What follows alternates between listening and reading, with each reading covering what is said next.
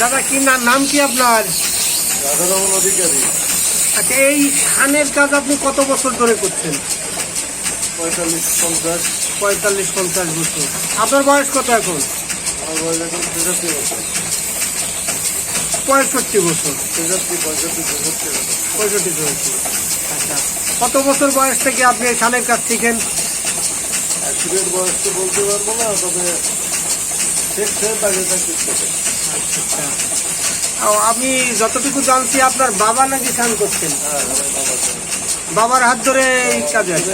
আমার বাবা যে নবাজে কাজ করছে, আচ্ছা সেটাও কাজ করছে। আচ্ছা, তাহলে হাত ধরেই আমার এই কাজে আসা। এই কৃষিশান আসলে কি মানে শেখার কিছু আছে? যে কোনো শিল্পটা কিছুটা তো সেটা থাকে। আচ্ছা আচ্ছা, একেবারে শিল্প কাজে একটু না শিখে একেবারে অদক্ষভাবে তো কোনো শিল্প কাজ হয় না, এটাই। সেটা কিছুটা শিকার থাকে। আপনার তো বয়স হয়ে গেল, কেউ যদি শিখতে চায় আপনার কাছে শিখাবেন?